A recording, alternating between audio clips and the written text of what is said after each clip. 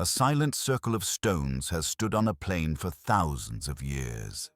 We see their weathered faces, but the hands that placed them are long gone, their voices lost to time.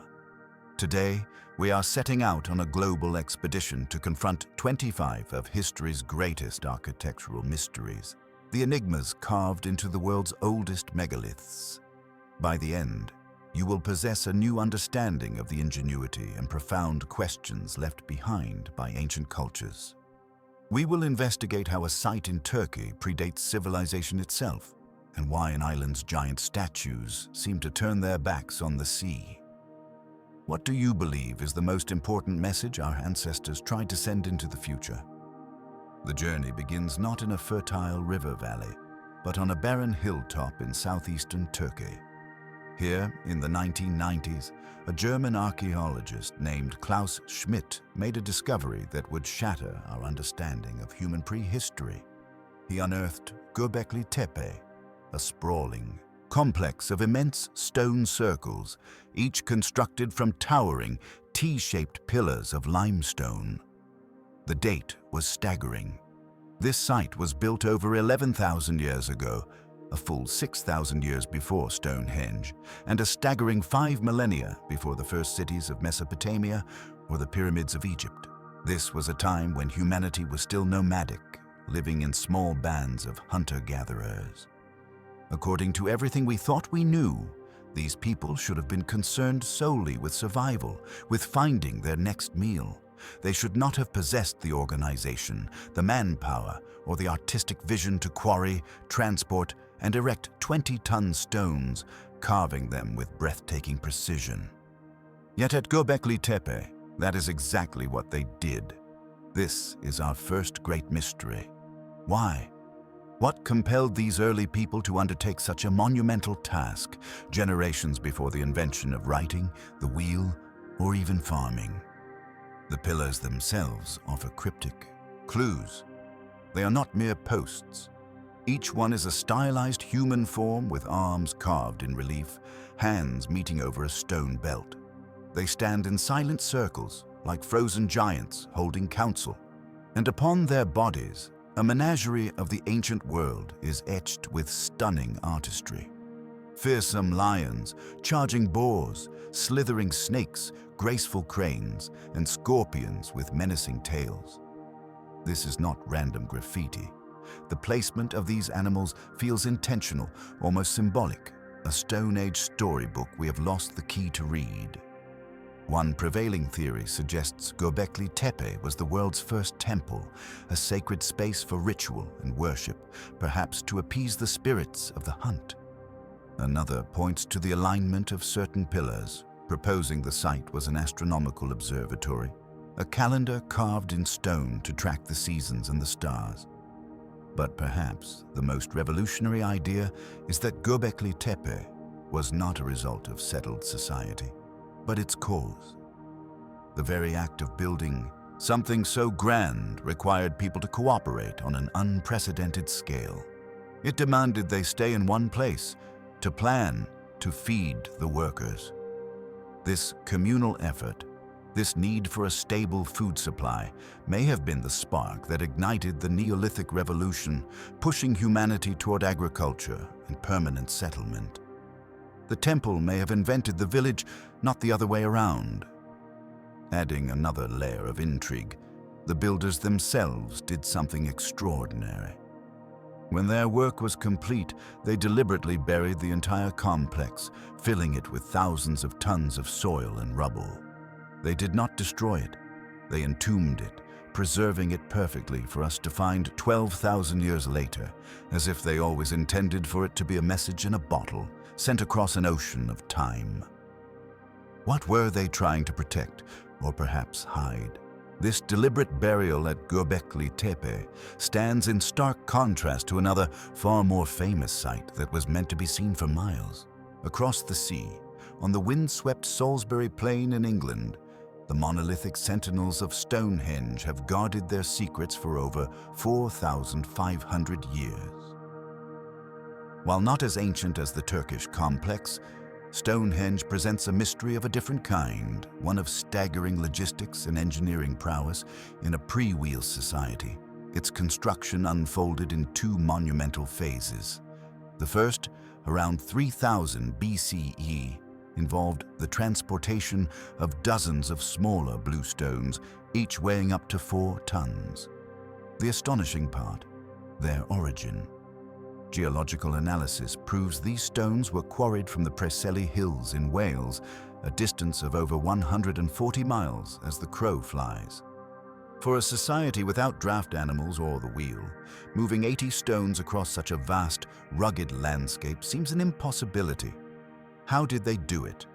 One long-held theory involves human muscle and ingenuity on a grand scale.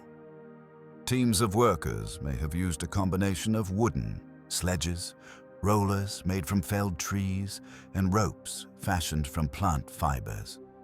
They could have painstakingly dragged the stones overland, perhaps following ancient ridgeways and using greased log tracks to reduce friction. Yet the sheer distance and the challenging terrain of mountains, rivers, and forests make this an almost superhuman endeavor.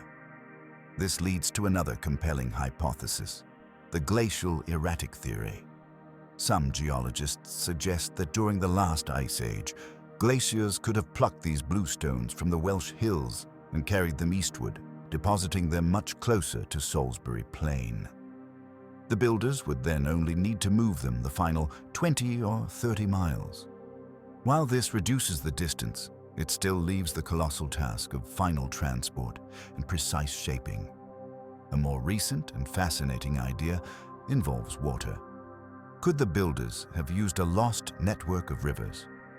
Researchers have proposed the existence of a now vanished watercourse, a Stonehenge river that may have connected inland areas to the plain. If the bluestones were rafted part of the way on rivers, then hauled over shorter land portages, it would transform an epic overland trek into a series of more manageable, though still daunting, aquatic journeys. The second phase of construction, around 500 years later, introduced the iconic giant sarsen stones. These sandstone monoliths, some standing over 20 feet tall and weighing upwards of 25 tons, were sourced from the Marlborough Downs, about 20 miles north. While a shorter distance, the scale of these stones is almost incomprehensible. Erecting these giants, lifting the massive lintels to perch perfectly atop them, required not just brute force but a deep understanding of leverage, balance, and timber architecture to create lifting frames and A-frames. The entire site is a testament to a society with a unified purpose, capable of organizing labor across generations. It was a project that spanned centuries, meaning the great-grandparents who envisioned it never lived to see it finished, and the grandchildren who completed it never knew the original architects. This long-term commitment itself is a mystery. What belief, what celestial observation or social imperative was so powerful that it compelled a culture to pour its resources for hundreds of years into arranging stones on an empty plain? The answer, perhaps, is written in the alignment of the stones themselves, pointing us toward our next enigma. The purpose of Stonehenge seems to point skyward, a monument aligned with the sun. But what if an entire landscape was engineered as a message, written not in words, but in thousands of silent stones? In the misty region of Brittany, France, lies a mystery that dwarfs even the great circles of Britain in sheer scale. Here, near the village of Carnac, over 3,000 megaliths stand in eerie, parallel rows that stretch for miles across the countryside. These are the Carnac alignments, and they present a puzzle of breathtaking ambition. Unlike the contained circles of Stonehenge or Göbekli Tepe, this is a sprawling, linear architecture. The stones, some small and others towering over a person, are arranged with meticulous precision into 11 converging rows that march across the horizon like a petrified army mustered for a forgotten war. The primary enigma is not their construction, though that too is formidable, but their arrangement. What grand design, What overwhelming purpose dictated this precise and seemingly endless pattern? One of the most compelling theories looks to the heavens, but not to the sun. Researchers have noted that the long axes of the alignments appear to be oriented toward the rising and setting points of the moon at its most extreme northern and southern positions on the horizon, events that occur only every 18.6 years. This suggests the builders were not just solar observers, but meticulous lunar astronomers, creating a colossal calendar or ritual landscape tied to a complex, long-term celestial cycle. The stones could have served as a permanent observatory, their rows acting as sightlines for priests or shamans to predict eclipses or mark sacred lunar festivals. Other explanations are rooted firmly in the Earth and human society. Some archaeologists propose the alignments functioned as vast territorial markers, defining the sacred or political domain of powerful Neolithic tribes. The sheer effort required to erect them would broadcast a clear message of unity, strength, and control over the land to any rival group. The orderly rows, imposing and impossible to ignore, may have demarcated a border between the mundane world and a consecrated zone, perhaps leading toward a burial ground or a ceremonial space now lost to time. A more recent and fascinating hypothesis connects the stones to the very ground they stand upon. The region of Brittany is seismically active. Some researchers have observed that the layout of the megalithic rows correlates with the local geology, specifically fault lines and areas where the bedrock is fractured. Could the ancient builders have been marking places where the earth itself spoke, through tremors or groundwater surges? The alignments might represent a monumental map of powerful telluric forces, sites considered sacred portals to the underworld or the abode of powerful spirits. Standing amidst the rows, the contrast is profound.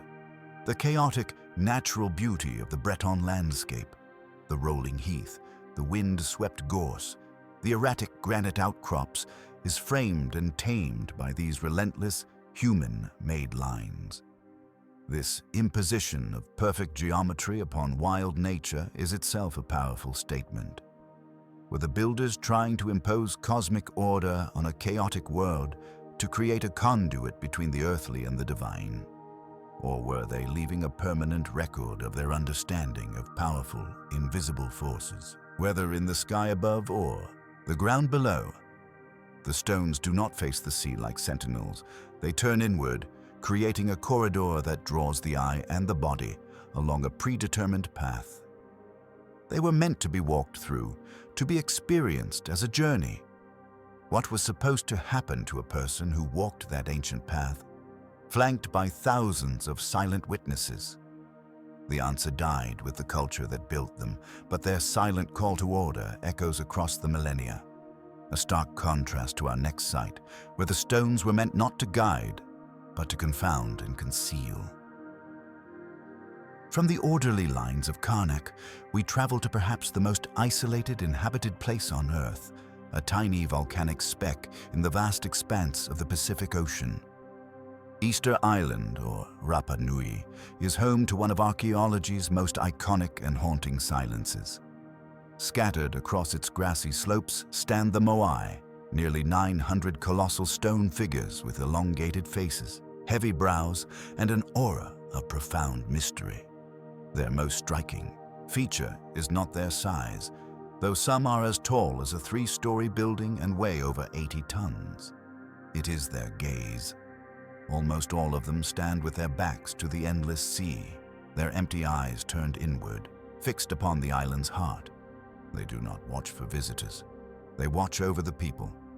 This deliberate orientation is the first clue that the moai were not monuments to the unknown, but to the known, to the ancestors in the living community.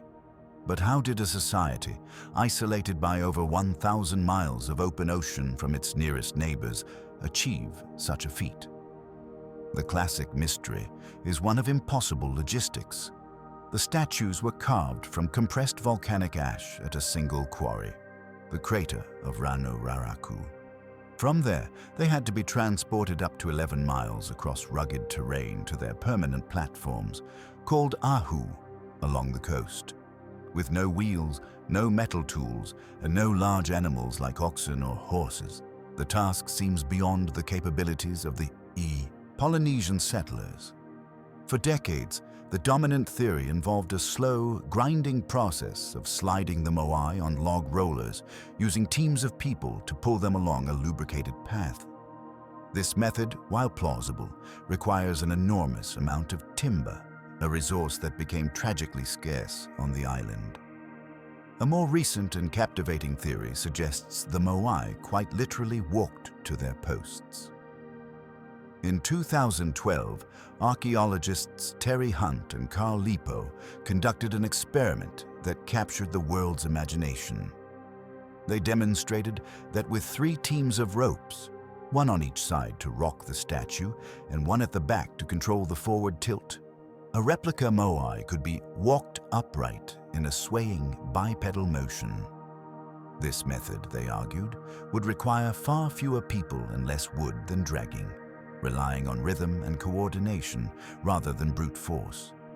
It is a compelling image, these stone giants rocking side to side as they process across the landscape, guided by chance and communal effort. Yet, other researchers point to ancient roads leading from the quarry, which are often V-shaped and lined with parallel grooves. They argue these features better suit a horizontal transport method, perhaps with the statue lying on a large wooden sledge.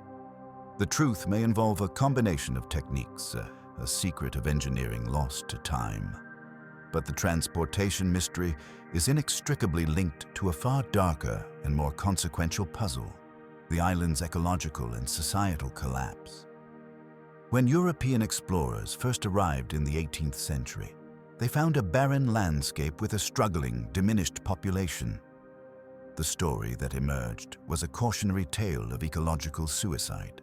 The narrative suggested the islanders, in their relentless drive to carve and move moai, completely deforested their paradise. Without trees, they could not build sea-going canoes to fish in deep waters, soils eroded, crop yields fell, and society descended into warfare, famine, and even cannibalism. The moai, in this telling, became symbols of a civilization that literally worked itself to death for a ritual purpose it could no longer sustain.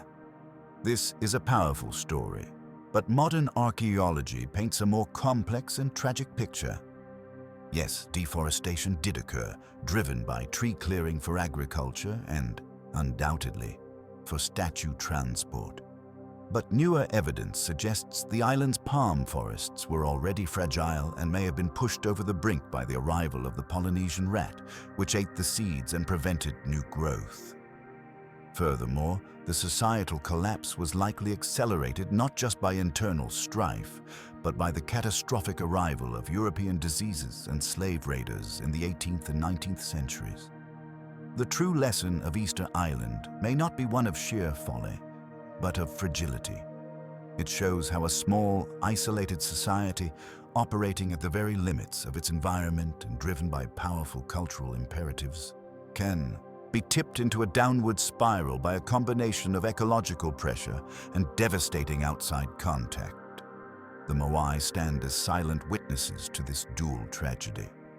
They are testaments to incredible human ingenuity and communal belief, and at the same time, stark reminders of the delicate balance between a culture's ambitions and the world that sustains it. Their inland gaze now feels less like watchfulness and more like a profound question directed at the very people who created them. What happens when the drive to honor the past begins to consume the future? The silent, inward gaze of the moai speaks of a culture's limits, but on the other side of the world, another set of stones proclaims a seemingly limitless ambition. In the Bekaa Valley of Lebanon, the ruins of the Roman Temple of Jupiter at Baalbek stand as a monument to imperial power. Yet the Romans were not the first builders here. They constructed their grand temple atop a pre-existing platform of such staggering scale that it has baffled engineers and archaeologists for centuries. This platform is made of megalithic blocks that dwarf even the great stones of Egypt. The most famous of these are the three colossal blocks known as the trilithon. Each one is a precisely cut rectangle of limestone measuring over 62 feet long, 14 feet high, and 13 feet wide. To put that into perspective, each stone is roughly the size of a fully loaded semi-truck. Their weight is estimated at over 800 tons. And they are not merely stacked. They are fitted together with a joint so tight, so seamless, that not even a razor blade can be inserted between them. They sit 20 feet above the ground, forming the sixth course of the western retaining wall. The mystery is not just their size, but their movement. How did the builders, whoever they were, quarry these behemoths, transport them over half a mile from the quarry, and then lift them with millimeter precision to such a height? The Romans, master engineers themselves, left no records of this foundational work, and their own construction methods, while advanced, seem inadequate for the task. They used cranes powered by human treadmills, but the largest known Roman cranes could only lift about 100 tons. This platform predates them, pointing to a lost chapter of engineering. The puzzle deepens just a short distance away in the ancient quarry. Here lies the even more massive stone of the pregnant woman, still partially attached to the bedrock. This single block of stone is estimated to weigh over 1,000 tons. It is the largest known piece of stone ever cut by human hands. The fact that it was quarried but never moved suggests a project of almost unimaginable scope was either abandoned or completed, using other, even more colossal stones that are now hidden within the platform's foundations. So, who built this and how? One school of thought argues for a lost, advanced knowledge. Proponents point to the precision of the eye on cuts and the apparent ease with which these blocks were handled, suggesting techniques we have since forgotten, perhaps involving harmonic vibration or some form of anti-gravity. They see the work of a sophisticated, pre-flood civilization whose tools and methods are lost to time. The mainstream archaeological view, however, favors a different kind of miracle, one of sheer human will and ingenious, simple physics. The quarrying itself, while monumental, is understandable. Workers could have used channels and wooden wedges, soaking the wood to make it expand and split the stone along natural fault lines. The transportation is the true enigma. The most plausible theory involves a system of massive wooden sledges, rollers, and an army of laborers. Using ropes made from hemp or leather, thousands of people could have pulled the stone along a carefully prepared road, perhaps lubricated with mud or olive oil to reduce friction. To navigate turns, they might have used a system of pivot, points, and levers, inching the block along with agonizing slowness. The lifting could have been achieved through the incremental use of earth ramps. By building a huge earthen incline against the wall and dragging the stone up it, then constructing the next layer of the wall around it, they could have raised these giants course by course. This method requires no advanced technology, only an immense, coordinated labor force and a society with the absolute authority to command it for generations. This is the heart of the Baalbek mystery. Does it represent a technological secret we have lost, or simply the ultimate expression of what human community can achieve when united by a single, sacred purpose? The stone of the pregnant woman remains in its quarry, a silent testament to an ambition so vast it outstripped even the capabilities of its creators. It asks us whether the greatest feats of the ancient world were miracles of machinery or miracles of collective human spirit.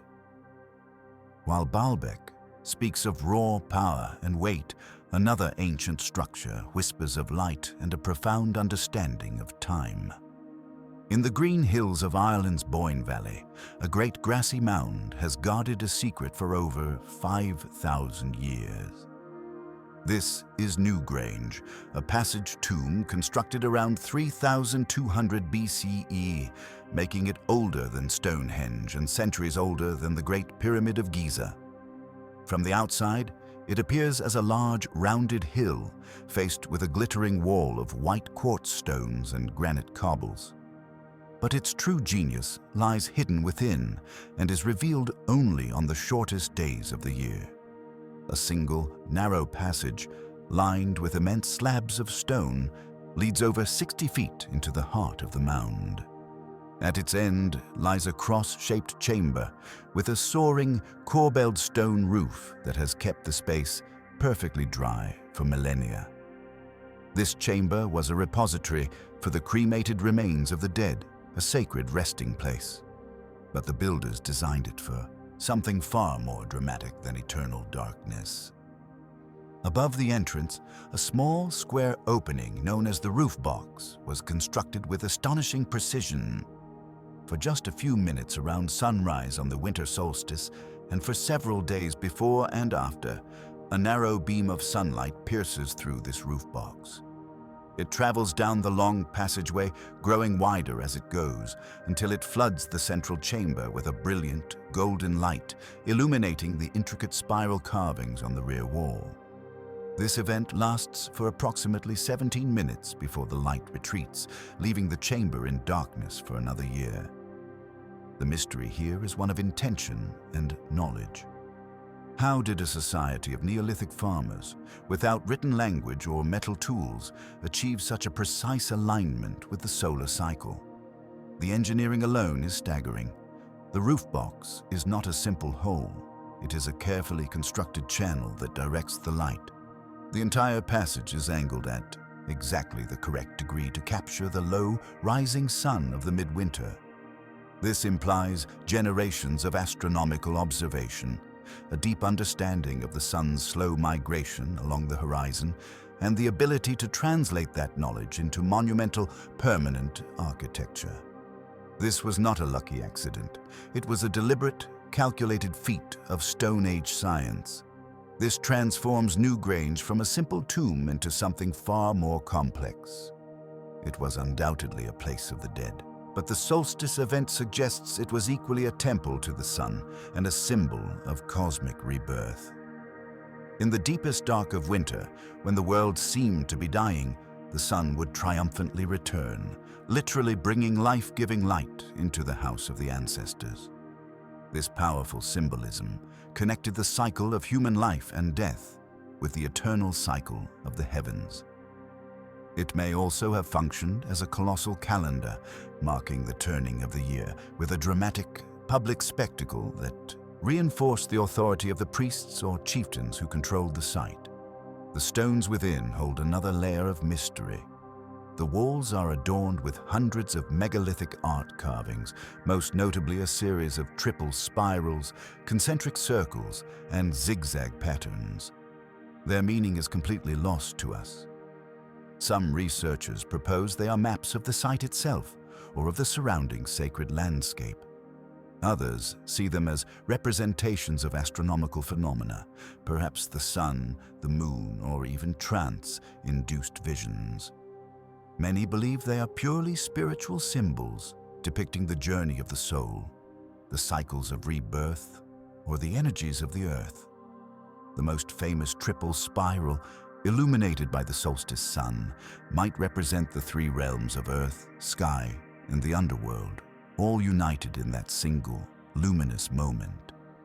Newgrange stands as a testament to a worldview where death, the sun, time, and art were not separate concepts, but intertwined threads of a single, sacred reality. The builders did not just bury their dead, they placed them in a machine designed to capture the first light of the reborn sun, ensuring their connection to the eternal cycle. It is a monument that feels both deeply ancient and strikingly modern in its elegant fusion of science, spirituality, and art. It prompts us to wonder what other profound truths about the cosmos were understood by people we so often dismiss as primitive. Their silent, sun-aligned tomb suggests they knew something essential about the universe and about hope that we are still striving to remember. The solstice light at Newgrange was a spectacle meant to be witnessed, a brilliant alignment for those standing in the dark chamber. But what if the most breathtaking ancient designs were never meant to be seen by human eyes at all? On the arid, wind-scoured plains of southern Peru, An entire civilization left a message so vast it can only be comprehended from the heavens. These are the Nazca lines. Hundreds of geoglyphs etched into the dark desert pavement, revealing white gypsum or clay beneath. They form straight lines that run for miles, perfect geometric shapes like trapezoids and triangles, and enormous, graceful depictions of animals and plants. A hummingbird with a beak longer than a football field, a spider with one leg stretching over 150 feet, a condor with wings spread wide. From the ground, these works are nearly invisible, just shallow grooves in the earth. Their grandeur is only revealed from high above. This presents a dual mystery that has captivated the world. First, the practical how. How did the Nazca people, who thrived between 200 BCE and 600 CE, create such precise, massive artwork without the ability to fly? The answer lies in remarkable, yet elegantly simple, scaling techniques. Archaeologists believe teams of workers used a central design plotted on a small scale, perhaps on a cloth or a prepared surface. They would then transfer this design to the desert floor using a system of stakes and ropes. By establishing a central axis line and using measured chords as radii, they could enlarge any curve or angle to a monumental scale with surprising accuracy. A team on the ground, guided by a master designer standing on a nearby hillside, could clear the dark surface stones along these plotted lines, creating the contrasting figures. The stability of the desert climate, with its minimal rain and wind, has preserved their work for nearly 2,000 years. The greater and far more elusive mystery is the why. What compelled the Nazca to create art they could never fully see? The most enduring theory connects the lines to water, the most precious and scarce resource in that harsh environment. Many of the long, straight lines lead directly to sources of groundwater or converge on points where underground aquifers surface. The animal figures, like the hummingbird or the monkey, may have been symbols or offerings to deities believed to control rain and fertility. The geoglyphs could have been ritual pathways walked by priests during ceremonies to invoke life-giving water from the parched earth. The act of creating them, a massive communal effort, may itself have been a form of prayer or a contract with the gods. Another school of thought looks upward, suggesting the lines formed a giant astronomical calendar. Certain lines align with the rising or setting points of the sun, moon, and significant stars at key times of the year, potentially marking solstices or planting seasons. The spider, for instance, has been interpreted as a representation of the constellation Orion. In this view, the desert was transformed into a sacred observatory, its alignments used to track celestial cycles critical for agriculture in an unforgiving land. Then there are the more speculative ideas popularized in the mid-20th century that propose the lines were landing strips or signals for extraterrestrial visitors. While this captures the imagination, archaeologists find no evidence to support it. The designs are deeply rooted in Nazca iconography found on their pottery and textiles, and the construction methods are entirely within human capability. The true poignancy of the Nazca lines lies in their silent audience. The culture that created them declined and vanished centuries before the rise of the Inca Empire, taking their specific beliefs and stories with them. We are left with the breathtaking artwork, but not the legend.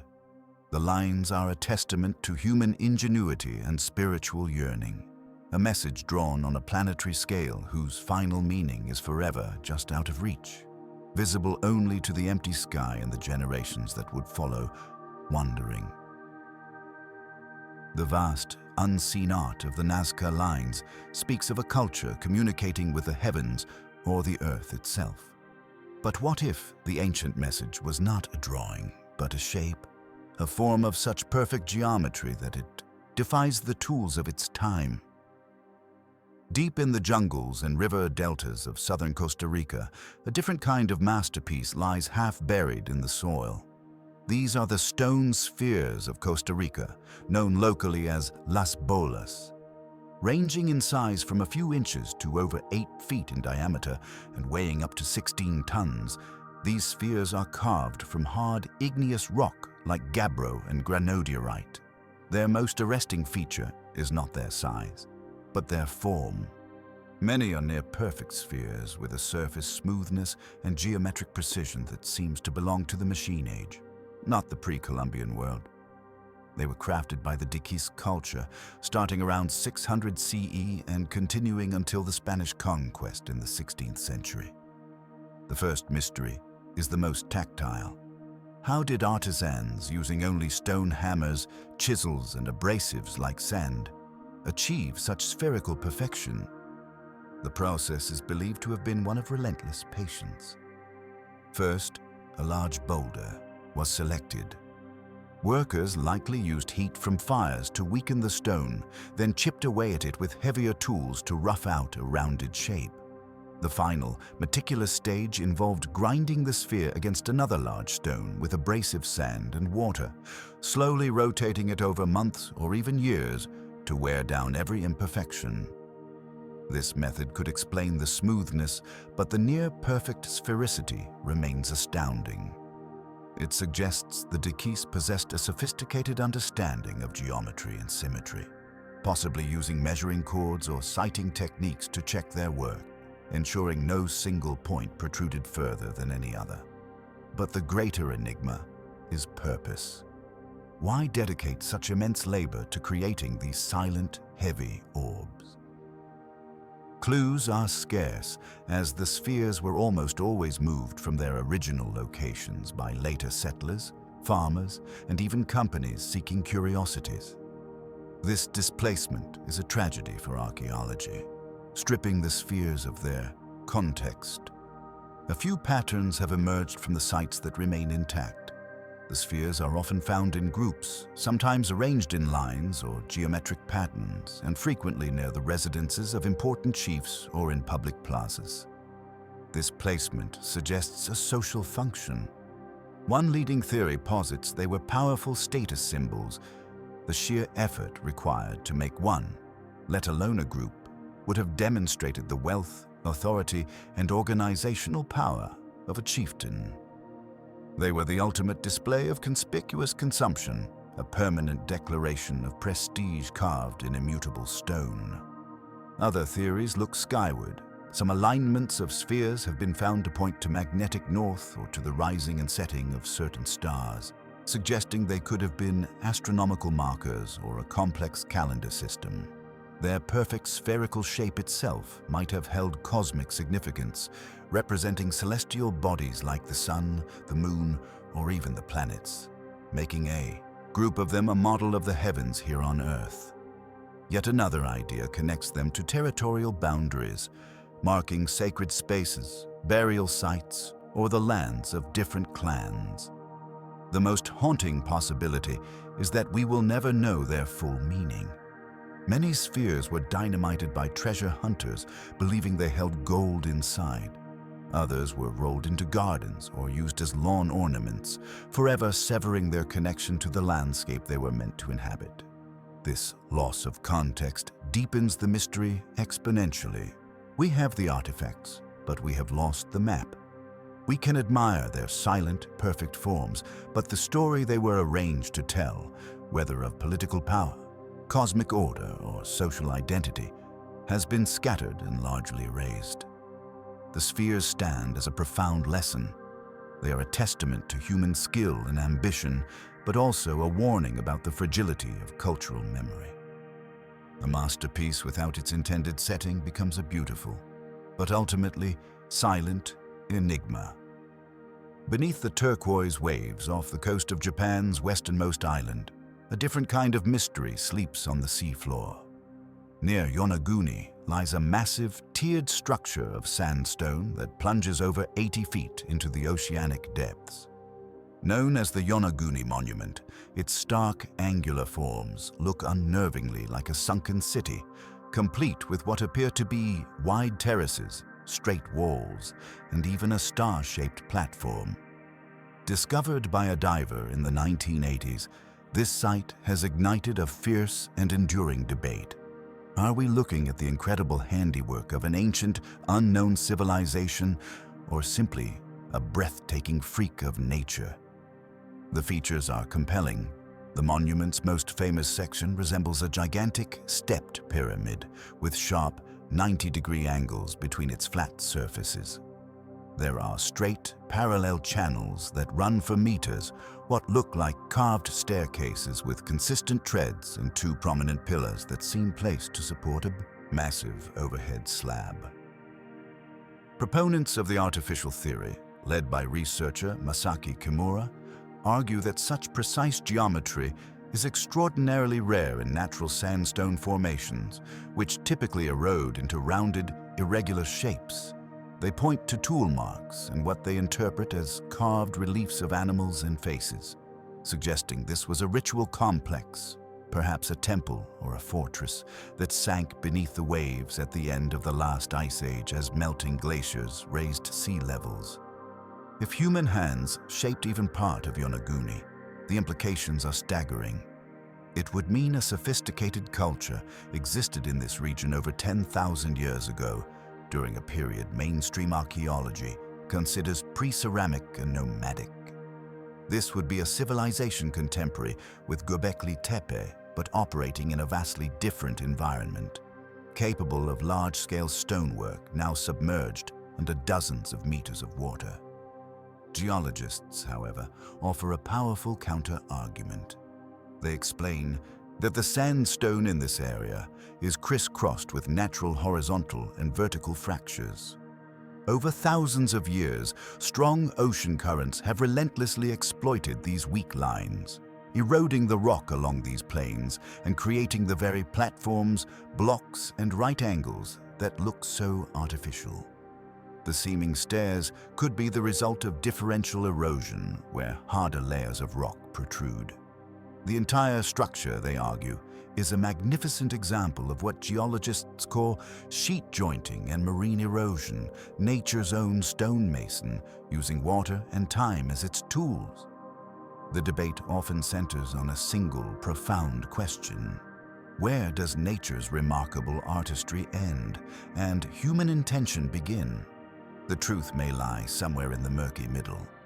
Some archaeologists propose a third possibility, that Yonaguni is primarily a natural formation that was later recognized and modified by ancient people. They might have quarried stone from the site, enhanced its steps for ceremonial use, or simply revered it as a sacred place shaped by the gods. This hybrid theory accepts the geological processes while leaving room for human interaction, a subtle collaboration between earth and culture. Diving at Yonaguni is an eerie experience. Schools of hammerhead sharks glide past the monolithic forms, and coral encrusts the edges of what look like carved pathways. The silence is profound, broken only by the diver's own breath. This context adds a layer of climatic mystery to the enigma. During the last glacial maximum, around 20,000 years ago, global sea levels were nearly 400 feet lower. What is now a submerged monument would have been a cliffside structure overlooking a coastal plain. If people did work here, they were shaping a monument not for the sea, but for the open air, a place that was slowly, inexorably, claimed by the rising ocean over millennia. Whether a natural wonder or a lost chapter of human history, Yonaguni forces us to reconsider the power of both geology and forgotten civilizations. It stands as a ghostly, ambiguous sentinel, a reminder that our planet's most dramatic changes can both create astonishing landscapes and drown the fingerprints of our ancestors, leaving us to wonder if we are seeing the world's oldest ruins or simply the ocean's most convincing sculpture. The silent ambiguity of Yonaguni lies beneath the waves, but in the Egyptian desert, another monument's age is debated under the blazing sun. The Great Sphinx of Giza, that colossal lion with a human head, has long been presented as the work of Pharaoh Khafre, carved around 2500 BCE to guard his pyramid complex.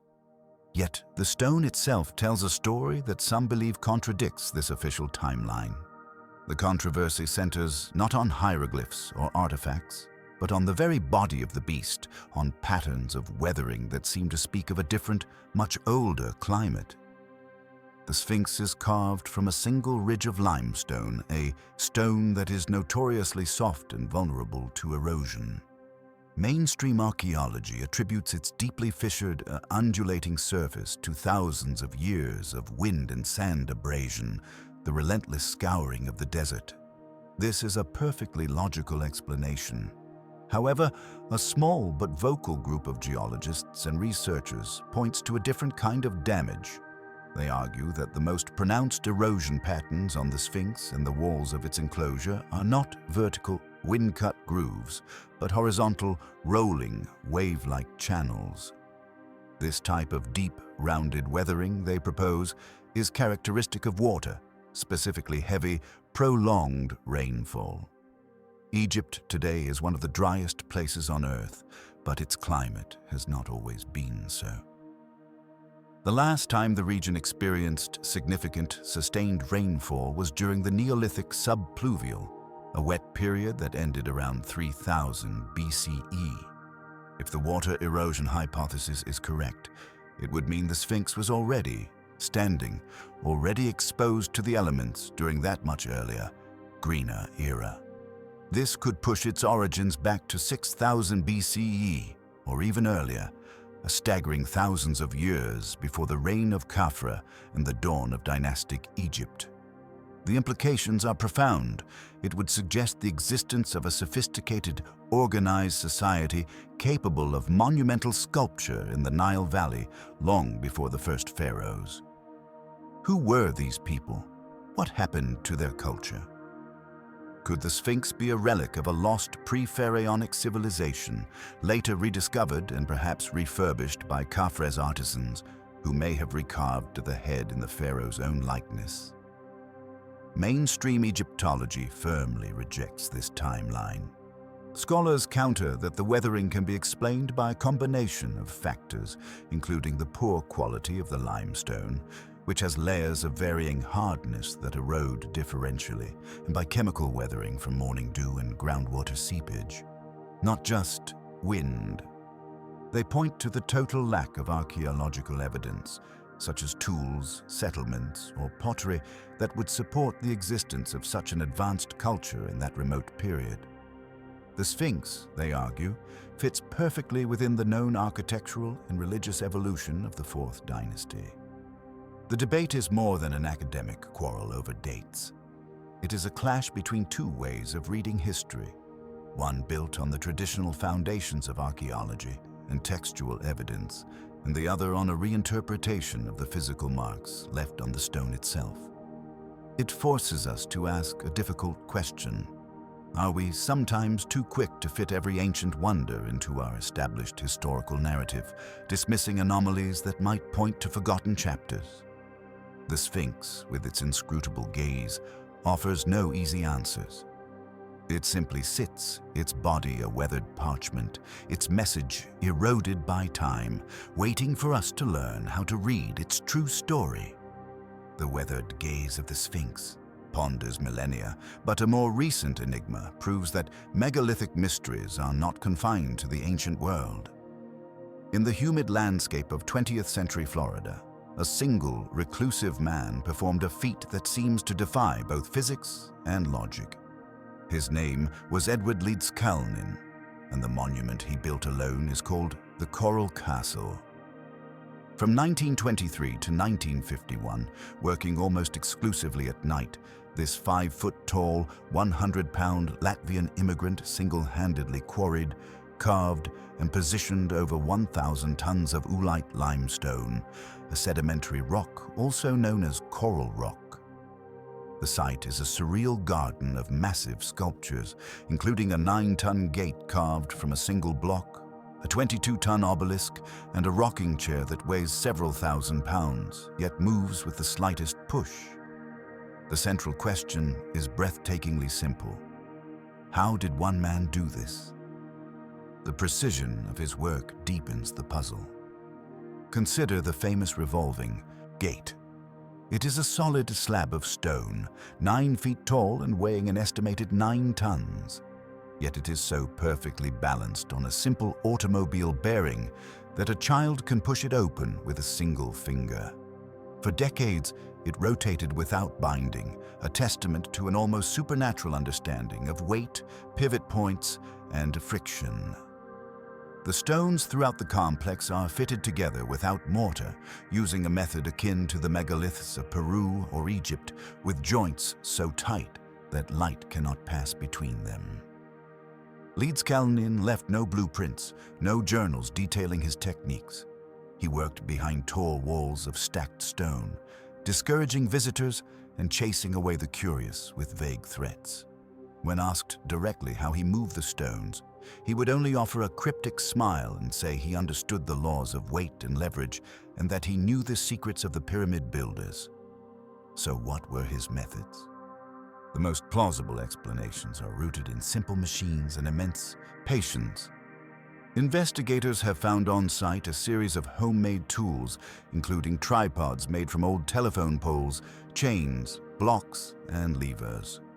With a system of chains, pulleys, and a cleverly designed tripod as a makeshift crane, a determined individual could move massive weights incrementally. The principle of the fulcrum is powerful. With a long enough lever and a stable pivot point, one man can lift astonishing loads. He may have used a technique involving placing stones on wooden rollers or on a flatbed trailer, moving them short distances with a winch, then repeating the process over and over through the quiet Florida nights.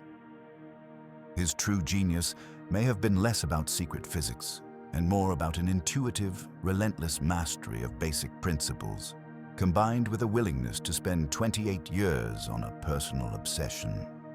Yet, the shadow of something more obscure persists. Leedskalnin wrote pamphlets on magnetism and cosmic forces, believing all matter was composed of individual magnets. He claimed his work was a demonstration of his understanding of these magnetic currents. Some have speculated he discovered a way to negate or manipulate gravity, or used acoustic resonance to make the stones lighter. While these ideas capture the imagination, there is no physical evidence to support them.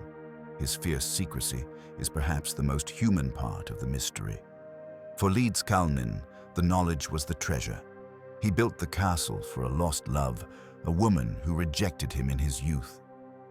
The entire project may have been a monument to that heartbreak, and the methods were his sole possession, the proof of his worth and intellect. By guarding them so closely, he ensured that his legacy would not be the story of a jilted lover, but of an enigmatic genius.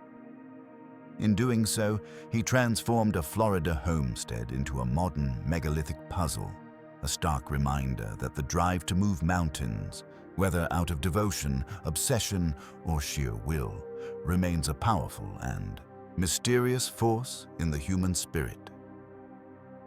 The solitary obsession of Coral Castle proves that monumental secrets can be born in the modern era, but the most profound ancient mysteries are often found in the smallest packages. In the year 1900, sponge divers off the coast of the Greek island of Antikythera stumbled upon a shipwreck from the 1st century BC. Among the statues and pottery, they recovered a corroded, lumpy mass of bronze that seemed like worthless debris. Decades later, as conservators painstakingly cleaned it, the object split apart to reveal something that would rewrite history. Inside was a complex clockwork assembly of at least 30 interlocking bronze gears, mounted in a wooden frame and covered with inscriptions. This was the Antikythera mechanism, and it is, without exaggeration, the most sophisticated scientific device known from the ancient world. Its function was not to tell the time of day, but to model the movements of the cosmos. By turning a hand, crank on the side, an operator could calculate the positions of the sun and moon, predict lunar and solar eclipses, and even track the cycles of the ancient Olympic Games. One dial followed the 5 then-known planets. It was, in essence, a mechanical analog computer of staggering complexity. a portable planetarium created over 2,000 years ago. The mystery here is not one of brute force, but of refined intellect. The precision of its gear teeth, some just a millimeter thick, implies a workshop tradition of metalworking and mathematical calculation that historians never knew existed for that period. The device employs advanced mathematical principles, including a differential gear, a technology previously believed to have been invented in the 16th century to account for the moon's irregular orbit. This single artifact suggests a whole hidden stratum of Greek science and engineering, a level of technological sophistication that we assumed was millennia away. What does its existence imply? It tells us that the ancient world's pursuit of understanding was not limited to philosophy and static architecture. They were actively building intricate machines to model reality, blending astronomy, mathematics, and craftsmanship into a single, elegant device. The Antikythera mechanism was not magic. It was applied science of the highest order, yet its discovery was a complete accident, a single survivor from a ship carrying looted treasures to Rome.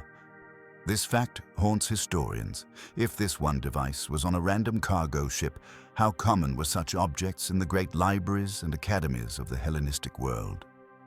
The writings of Cicero mention a similar device built by Archimedes, but no others have ever been found. The knowledge required to build the mechanism seems to vanish from the historical record for over 1,000 years.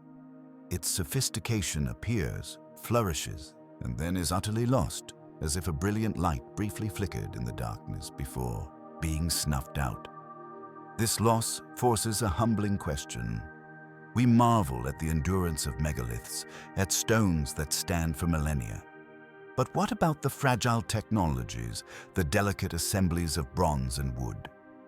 The Antikythera mechanism is a ghost of a different kind of ancient genius, one that worked not on a landscape scale, but on the miniature scale of gears and calculus. It whispers that our ancestors' scientific understanding may have reached heights we are only now, in the modern era, beginning to fully appreciate. And it begs the most tantalizing question of all. What other wonders of ancient technology have turned to dust, leaving no trace for us to find? While the Antikythera mechanism modeled the cosmos with gears high in the Andes, another civilization sought to anchor the heavens with stone. Perched on a knife-edge ridge between soaring peaks, the Inca citadel of Machu Picchu is a masterpiece of integration, its buildings and terraces flowing with the mountain's contours. Among its most enigmatic features is the Intihuatana, a word meaning hitching post of the sun. This is not a simple stone pillar. It is a single, elegantly carved granite outcrop, shaped into a complex, multi-angled form that rises from a tiered platform. Its top is a four-sided prism, each side aligned precisely with one of the cardinal directions. The Spanish conquistadors, in their campaign to extinguish native religion, systematically sought out and destroyed every Intihuatana they could find. Machu Picchu's, hidden and forgotten for centuries, is one of the very few to survive. This act of cultural erasure has made its true purpose profoundly difficult to reconstruct. So what was this stone for? The most common interpretation is astronomical. The Incas were meticulous observers of the sky. On the equinoxes, researchers have noted the sun stands almost directly above the pillar, casting no shadow at all. During the solstices, the shadows it casts fall in distinct, meaningful patterns along the stone's carved grooves and onto the platform below. It likely functioned as a sophisticated calendar, marking the critical agricultural dates for planting and harvest in an empire that stretched across extreme altitudes. But for the Inca, astronomy and spirituality were inseparable. The name itself suggests a more profound, almost physical function.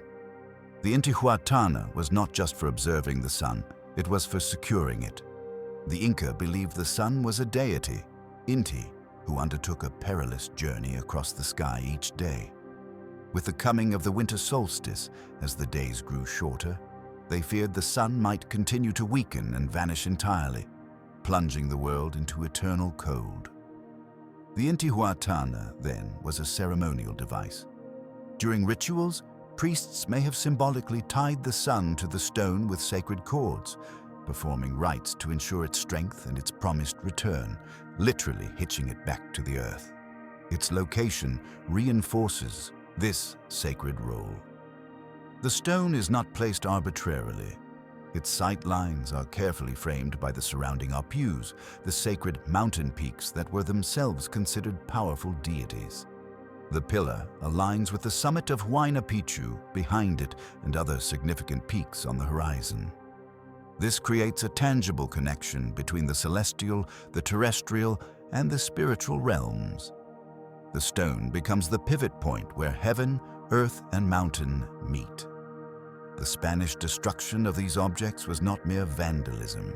It was a targeted strike against the very heart of Inca cosmology.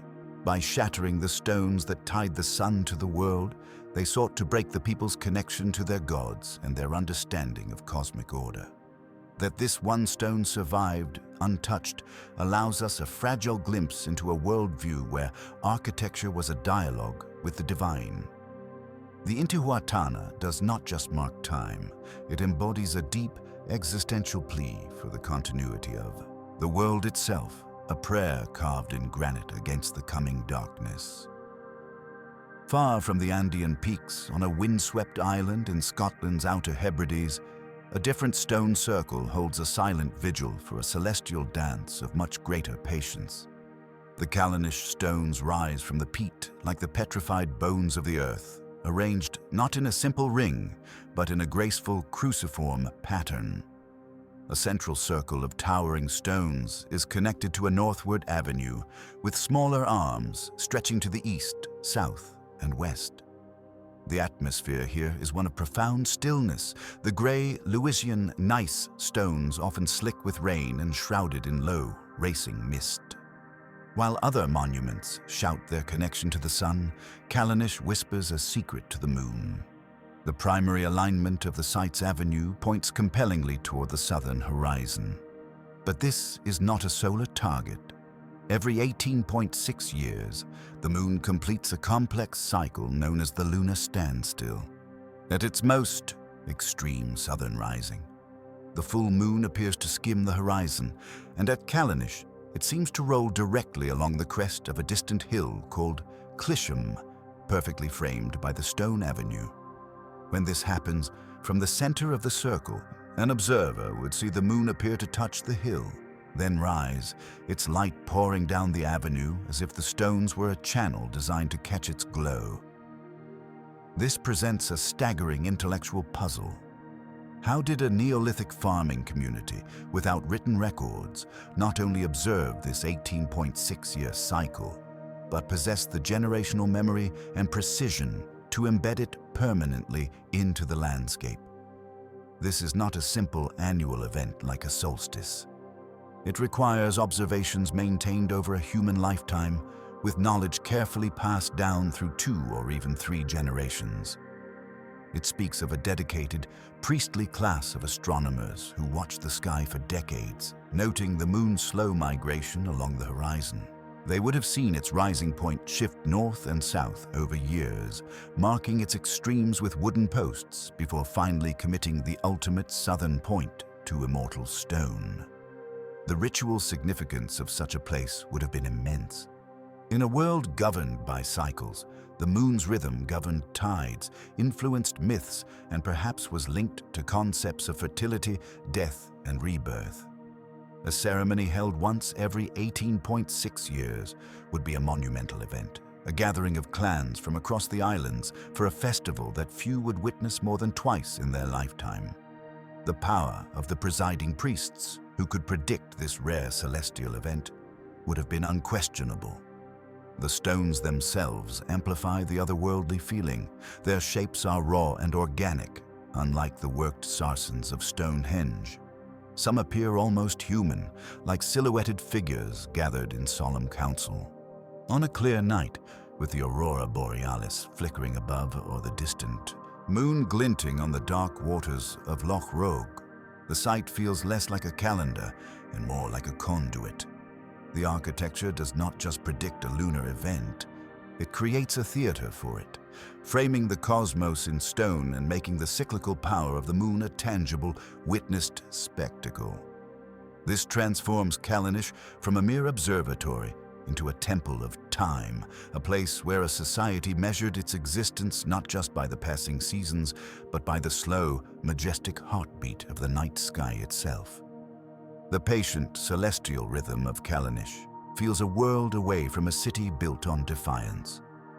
In the steaming lagoon of Pohnpei, in the remote Caroline Islands, the ruins of Nan Madol rise from the water like a forgotten dream. This was the Venice of the Pacific, a city of nearly 100 artificial islets constructed atop coral reefs. But its building blocks were not brick or timber. They were colossal, prismatic logs of basalt, some weighing over 50 tons, stacked like monstrous firewood to form walls soaring over 25 feet high. The scale is disorienting. An entire civic and ceremonial capital, the seat of the powerful Saudeleur dynasty, was engineered upon foundations that did not naturally exist. The first mystery is a thunderous question of logistics. The basalt for these logs comes from the opposite side of Pohnpei, a distance of over 25 miles of dense jungle and open ocean. How did they move these 5- and 10-ton stones? Local legend provides a poetic answer. The stones were flown through the air by a powerful magician using a sacred dragon. While this speaks to the awe the site inspired, more earthly explanations are required. The most plausible theory involves a monumental feat of rafting. Builders could have quarried the prismatic columns, rolled them to the coast, and lashed them together to form giant, buoyant rafts. Waiting for the right tides and winds, they would have sailed these ponderous cargoes across the lagoon. Then, maneuvered them into precise position. This would have required an intimate knowledge of maritime currents and a coordinated labor force numbering in the thousands, all to achieve what seemed like magic to those who came after. The second, more haunting mystery is not its rise, but its fall. Nan Madol was a thriving center for centuries, a place of strict social order and ritual. Then, around the year 1600, it was abruptly abandoned. The Saudeleur dynasty collapsed, and the city was left to the encroaching mangrove roots and the silent sea. Why? The islets themselves offer a clue to their own demise. They are barren. No fresh water springs from them, and little food could be grown on their limited soil. Every coconut, every taro root, every calabash of drinking water had to be brought in by boat from the main island. This made Nan Madol utterly dependent on the loyalty and labor of the surrounding population. Archaeologists believe the Saudeleur became increasingly oppressive, demanding greater tributes to sustain their isolated grandeur. The system became a pressure cooker. When the demands finally exceeded what the people would bear, or perhaps when a drought or storm disrupted the delicate supply chain, the entire political structure shattered. The people simply walked away, leaving the geometric canals and soaring walls to the spirits in the jungle. Nan Madol stands as a stark lesson in the fragility of concentrated power. It is a masterpiece of engineering that ultimately engineered its own isolation, a city so grand it forgot it could not survive without the world beyond its lagoon walls. Returning to that windswept hill in Turkey, the silent giants of Göbekli Tepe demand a closer look. We have marveled at their age and their construction, but their form holds a deeper secret. These are not abstract monoliths. Each towering, T-shaped pillar is a stylized human figure. The top crossbar represents a head, the central shaft a body, and carved in low relief along the sides are two long arms, bent at the elbows with delicate hands meeting just above a distinct belt or loincloth. They stand in their circles like a council of petrified beings, frozen in an eternal gesture. This transforms the site from a mere arrangement of stones into a gathering of presences. So, who are these stone figures meant to be? The most compelling interpretations pull us into the spiritual worldview of the builders. One idea is that they represent powerful ancestors, the revered forefathers of the clans who built the enclosures. By giving them this monumental, immutable form, the living community could literally stand in the presence of their lineage, seeking guidance or protection during rituals. Another theory sees them as deities, early gods or spirits given a tangible, towering form. Their consistent, anonymized features, lacking individual faces, might suggest a generic representation of a divine being, a collective ancestor, or perhaps a shaman in a ritual pose. The arms and hands are particularly telling. The hands are not empty. In some carvings, they are positioned as if holding something, or the fingers are carefully delineated, pointing toward the belt. This could be a gesture of offering, of presentation, or of power focused at the core of the body. They are active, engaged figures, not passive idols. This human narrative is surrounded by a Stone Age bestiary. Across the bodies of these pillars, the builders carved a breathtaking array of animals with stunning artistry. A snarling lion bares its teeth, a charging boar displays formidable tusks, a sinuous snake coils along the limestone, a graceful crane stretches its neck, a menacing scorpion raises its tail. This is not random decoration. The placement is deliberate, often on the front of the pillars, as if these creatures are emerging from the stone beings themselves or are intrinsically part of their identity. What story do these animals tell? One possibility is that they are totems, symbols representing different clans or family groups who came together to build the site. Each pillar, adorned with a specific animal, might signify the contribution and identity of a particular community within the larger collective. The enclosures would then be a monumental testament to alliance and shared purpose. Another, more spiritual interpretation sees the animals as protective or powerful spirit guides. The most dangerous predators, lions, boars, scorpions, could have been invoked for their strength or ferocity, carved as guardians of the sacred space. The birds, capable of flight between earth and sky, might symbolize messengers to the spirit world. Alternatively, this carved menagerie might depict a mythological cosmos, a belief system where humans and animals existed in a closer, more intertwined relationship, perhaps telling a creation story or a saga of the hunt that has been utterly lost to us.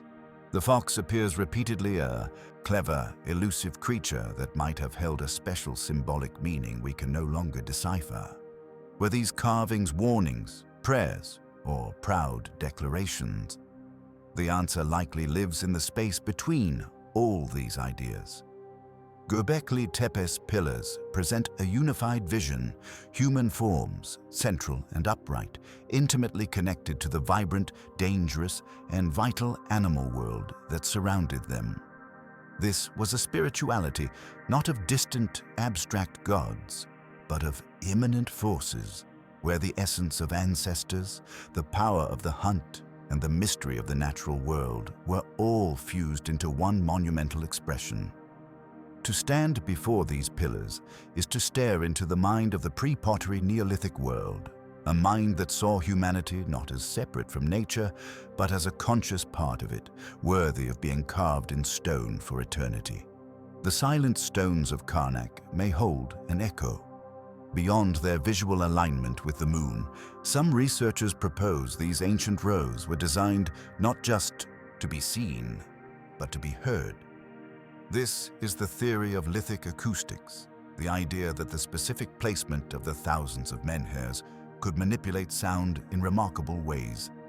Picture walking through those narrow corridors of stone, the wind whispering between the granite sentinels. Certain arrangements might have acted as natural amplifiers, catching and focusing specific frequencies, perhaps the low chant of a priest or the rhythmic beat of a drum, and projecting it clearly across the ritual landscape. During ceremonies, this acoustic effect could have made a human voice sound supernaturally powerful, as if the stones themselves were speaking or the gods were answering. Experiments at other megalithic sites lend some credence to this sensory possibility. Studies at places like Stonehenge have shown that the circular arrangement of stones creates unique acoustic properties, with the space acting as a reverberation chamber that can amplify sound and even produce subtle echoes. At Carnac, the parallel rows could function like a vast, open-air sound channel. If you stood at one focal point, perhaps a particular stone or a small clearing, the sound of your voice might be carried with unusual clarity down the length of the alignment, allowing communication over distances that would normally swallow speech. This leads to an even more intriguing hypothesis, one that connects sound, stone, and the earth itself. Some researchers suggest the menhirs were placed directly above underground water sources or geological fault lines. Water moving through subterranean channels creates subtle vibrations, a low-frequency hum that travels through the bedrock. It is possible that the standing stones, acting like tuning forks planted in the earth, could resonate with these frequencies. During certain times, perhaps when water levels were high or seismic activity was faintly present, the entire field of stones might have emitted a barely perceptible drone, a song of the earth itself. For a culture deeply attuned to the spiritual energy of the landscape, this would have been profound evidence that the stones were alive, charged with power from the world below. This understanding of lithic acoustics could have been applied for healing, using specific resonant frequencies in rituals, or for inducing altered states of consciousness during spiritual rites. The combination of rhythmic sound, the imposing visual geometry, and the felt vibration through the feet could create a powerful, multi-sensory experience designed to transport participants out of the ordinary world. While this sound theory remains speculative and difficult to prove conclusively, it adds a vital human dimension to the cold stones. It suggests the builders of Carnac were not just astronomers or surveyors, but perhaps the world's first acoustic engineers, composing a silent symphony in granite, waiting for the right wind, the right voice, or the right tremor from the deep earth to bring their monumental instrument to life. The silent, inland gaze of the moai is not quite what the builders intended. For centuries, we have seen them as eyeless giants, their deep sockets staring blankly across the slopes. But this is an illusion of time. Archaeological evidence reveals a stunning truth. Many of the moai were not blind. Their sockets were designed to hold eyes, intricate inserts carved from white coral with a pupil of gleaming, dark red obsidian. These were not permanent fixtures. They were likely placed during specific ceremonies, perhaps to activate the statue, to literally make the ancestor see. The moment of placing the eye would have been profound. Imagine the scene. After the agonizing journey from the quarry, after the statue was painstakingly erected on its Ahu platform, it stood as an inert form. Then, in a climactic ritual, a priest or chieftain would ascend the platform and fit these brilliant eyes into the sockets. In an instant, the ancestor's spirit would be summoned, its sight restored, its watchful presence cemented over the village and its people. This was not mere decoration. It was a ritual of transformation, turning a magnificent piece of stonework into a living conduit to the past. The removal of these eyes, whether by later generations in times of conflict or by the slow decay of tradition, left the moai as we find them today, their vision turned inward forever. But the eyes were only part of the final, imposing vision. On the heads of some of the most important moai rests another staggering feature, the pukao. These are massive cylinders of red scoria, a volcanic stone distinct from the grey rock of the bodies, each weighing up to 12 tons. They look like giant hats or top knots of hair. Their purpose is debated. They may represent a ceremonial headdress, a sign of high status, or a stylized bundle of hair, a common feature in Polynesian culture. Whatever their symbolism, their practical challenge is clear. How did the Rapa Nui people lift a 12-ton rounded stone cylinder and balance it precisely atop a statue that could be 30 feet tall? The engineering puzzle here is even more delicate than moving the statue itself. One prevailing theory involves the incremental power of the ramp. Builders could have constructed a massive earthen and stone ramp directly against the rear of the erected moai. Using ropes, levers, and rollers, they could have painstakingly dragged the pukao up this incline until it was positioned directly above the head. Then, with careful levering and the removal of supporting material from below, they could have lowered it into place. Another method might have involved building the ramp around the statue, creating a temporary hill that enveloped it, allowing workers to roll the pukao into position from the side. The final act of securing it would have required astonishing precision, likely involving carving a slight depression in both the pukao and the moai's head to create a stable fit. The addition of the pukao completed the statue's awe-inspiring profile, a final declaration of power and identity against the vast Pacific sky. Together, the eyes and the top knot reveal a ceremonial process of astonishing complexity. The moai was not finished when it stood upright. It had to be activated, crowned, and consecrated.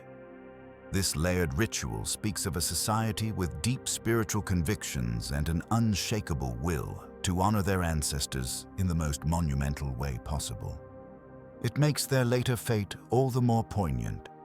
A culture capable of such refined ritual and engineering precision was also fragile enough to collapse.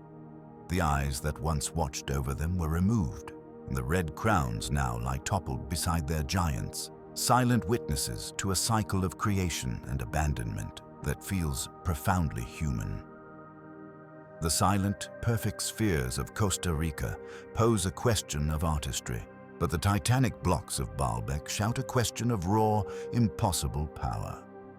We have already met the 800-ton giants of the Trilithon, but the foundation they sit upon may hide an even older secret. Beneath the Roman Temple of Jupiter lies a platform of such staggering, over-engineered scale that it has fueled a compelling alternative history. For some researchers and theorists, these stones are not merely pre-Roman, they are antediluvian, relics from a time before a great flood reset human civilization. The logic is rooted in the stones themselves. Why would any culture, even the Romans, go to the unimaginable effort of quarrying and placing 1,000-ton foundation blocks when smaller stones would have sufficed? This apparent overkill suggests the platform was built for a purpose and by a people we no longer understand. Proponents of this view point to global myths. The region of Baalbek was known in antiquity as Heliopolis, the city of the sun, a place of profound ancient significance.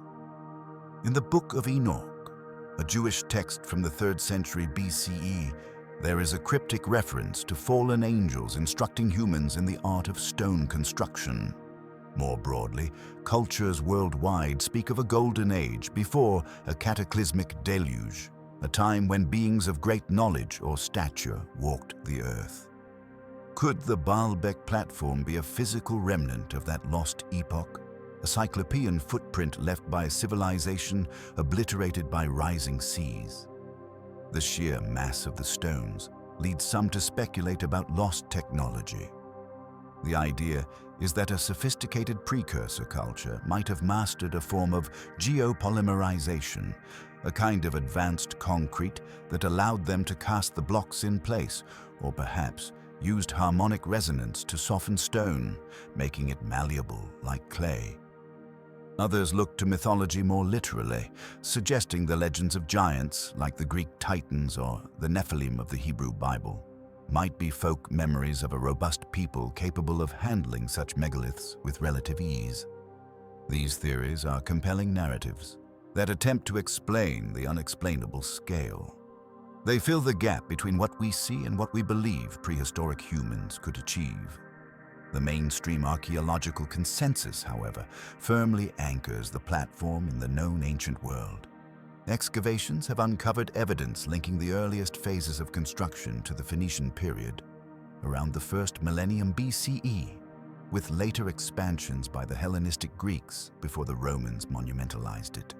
The technique, they argue, is not lost technology, but lost scale of human labor.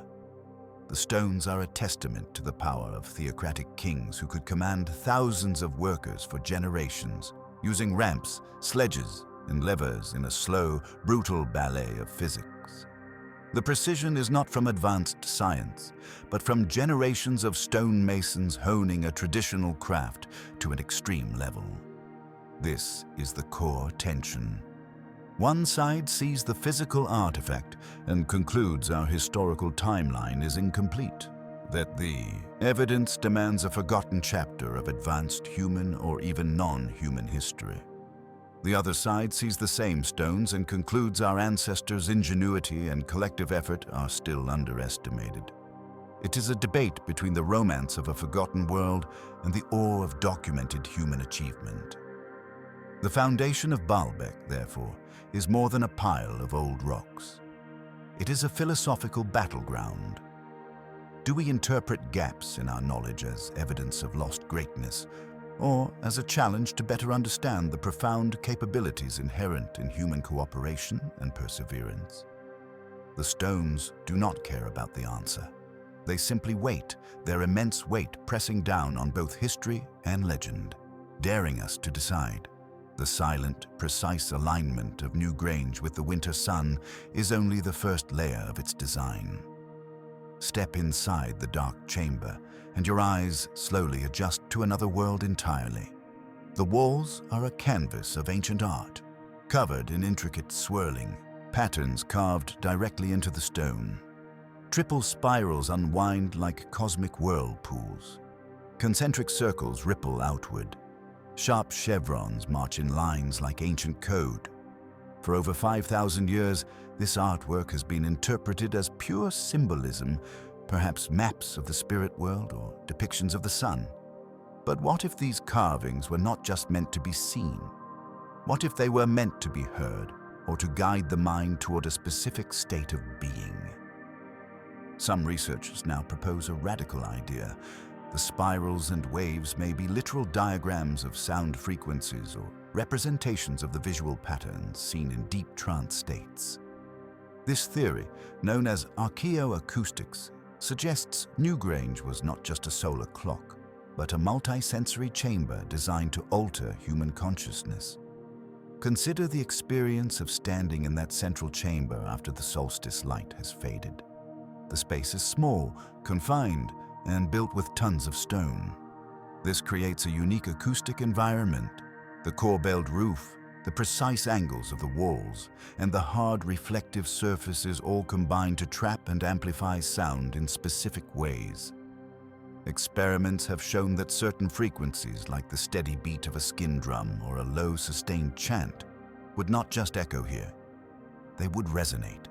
The sound waves would bounce and reinforce each other, creating a standing wave, a powerful, vibrating hum that you could feel in your bones as much as hear with your ears. This resonant frequency could induce feelings of dizziness, euphoria, or a sense of detachment from the physical world. For a Neolithic shaman or priest, this was not an accident. It was the point.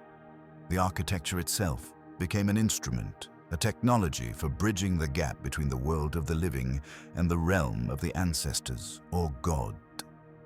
Now, look again at the carvings. A series of concentric circles could be a stunningly accurate depiction of ripples in a pool of water. But sound travels in waves, too. Spiral could map the swirling path of a resonant frequency as it moves through the chamber. The chevrons might represent the peaks and troughs of sound waves vibrating through the air. If the builders understood the acoustic properties of their construction, perhaps they encoded this knowledge on the walls as a guide, a permanent instruction manual for the rituals to be performed within.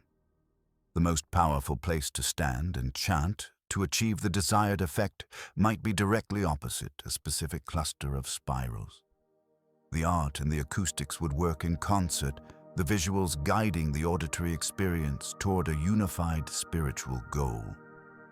This connects to a broader understanding of ancient ritual. Many indigenous and shamanic traditions worldwide use rhythmic drumming, chanting, and dance to enter trance states, a practice believed to allow communication with the spirit world. The journey into the long, dark passage of Newgrange, ending in a chamber that amplifies sound and is adorned with vortex-like art, perfectly sets the stage for such a practice. The physical journey inward mirrors the psychological journey inward. The participant is literally and symbolically moving from the world of the living sun into the earth, into a space where sound becomes tangible and art seems to move. In this state, the brilliant flash of the solstice sun flooding the chamber would have been the ultimate climax. Not just a celestial event, but a neurological one, a burst of light synchronized with a peak in auditory and spiritual intensity. This transforms our view of Newgrange from a sophisticated tomb into something resembling a Neolithic cathedral equipped with psychoacoustic technology.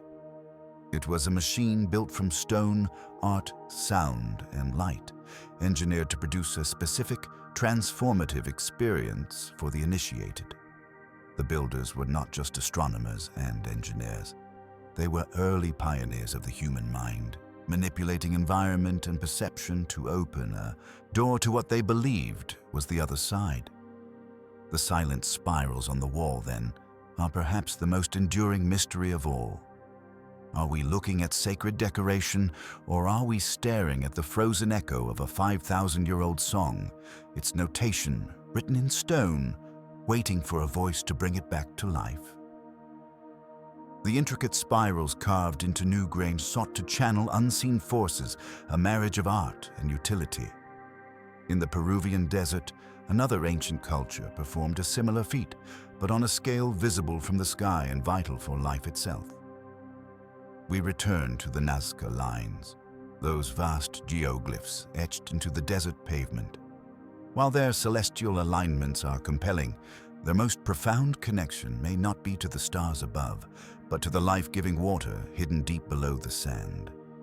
This mystery intertwines with one of the ancient world's most ingenious and overlooked engineering marvels, the puquios. These were not simple wells.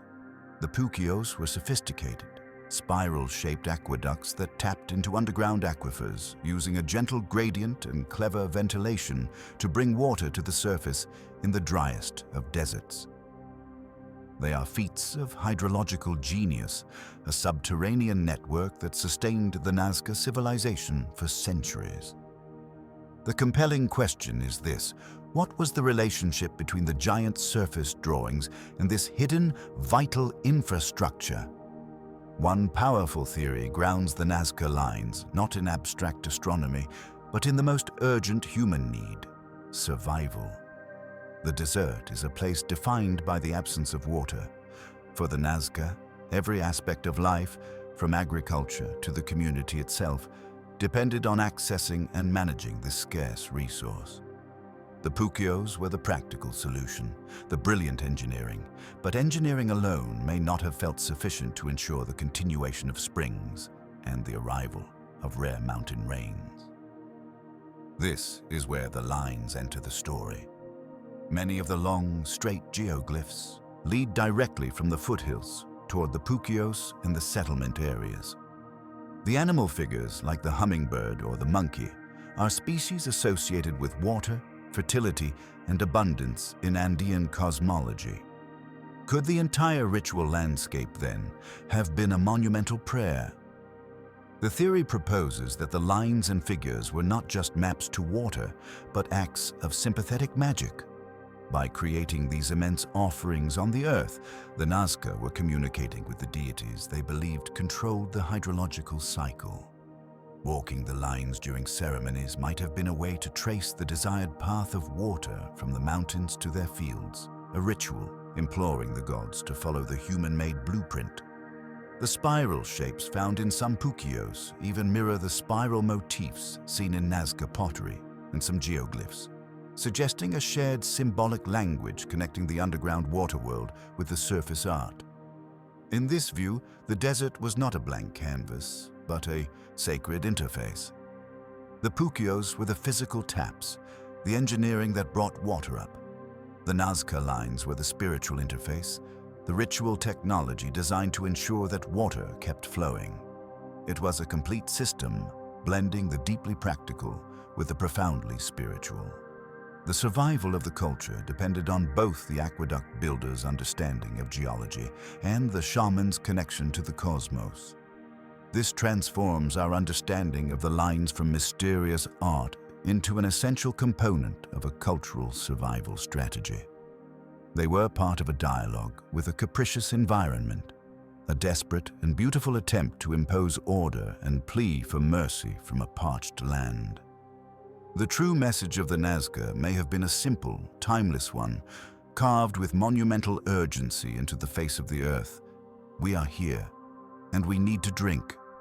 That profound need for cosmic order, etched in the desert, finds a different expression in the lush river deltas of Costa Rica. The near-perfect spheres we encountered earlier are silent not just in their form, but in their arrangement. The tragedy of their displacement means we have lost the original language they spoke. Yet, a compelling theory suggests these stones were not just status symbols, but stars. They may have been arranged to mirror constellations or the paths of planets, transforming a landscape into a three-dimensional map of the heavens. This idea elevates the spheres from enigmatic artifacts to potential keys for unlocking the Dequis worldview, a society that may have seen the cosmos not as a distant abstraction, but as a pattern to be replicated here on Earth. The evidence is fragmentary, but tantalizing. In the few sites where spheres were found undisturbed by later farming or looting, they were not scattered randomly. Archaeologists documented them placed in deliberate groupings, often in straight lines, triangles, or wide arcs. At one location, a set of spheres was arranged to point toward magnetic north. At another, a line of stones seemed to align with the rising sun during the equinox. These patterns hint at a purpose beyond mere decoration. If a single sphere could represent a celestial body, then a line could chart the journey of that body across the sky. A cluster could depict a constellation significant to their mythology or agricultural calendar. Imagine a Dequis priest or astronomer walking among these stone orbs, using them to teach the movements of the night sky, to predict seasons for planting, or to conduct rituals that tied the community's fate to the cycles above. The very shape of the spheres supports this celestial connection. In countless ancient cultures, the perfect sphere is a symbol of the cosmos, of celestial bodies, and of unity. For a people living under the vast, star-filled skies of Central America, creating these flawless forms from the earth itself could have been an act of bringing the divine down to ground level, of making the intangible tangible. A group of spheres placed in a specific formation might have been a permanent, physical model of the Pleiades star cluster or the path of Venus, both of which held deep significance for pre-Columbian cultures across the Americas. This theory, however, is shadowed by a profound caveat. It is, by necessity, highly speculative. The vast majority of spheres were dragged from their original positions by 20th century bulldozers and tractors, used as curiosities in the gardens of banana company executives, or even dynamited by treasure hunters. We are trying to reconstruct a cosmic map when most of the landmarks have been violently erased. The few surviving in situ arrangements are like single sentences pulled from a lost epic poem. We can see the grammar, the careful intent, but the full story, the narrative that connected these stone stars into a coherent cosmology, is gone forever. This loss makes the spheres doubly mysterious. They are puzzles of both engineering and meaning. Their silent, geometric perfection speaks of a society with a sophisticated grasp of form and symmetry, while their potential celestial alignment suggests a mind deeply engaged with the order of the universe. They stand as a haunting reminder that the most profound messages from the past are not always carved in relief or painted on walls. Sometimes the message is in the arrangement itself, a sacred geometry laid upon the land. When that arrangement is destroyed, we are left with beautiful, orphaned words, waiting for a context we may never fully recover. The silent ambiguity of Yonaguni lies beneath the waves, a geological wonder that invites speculation.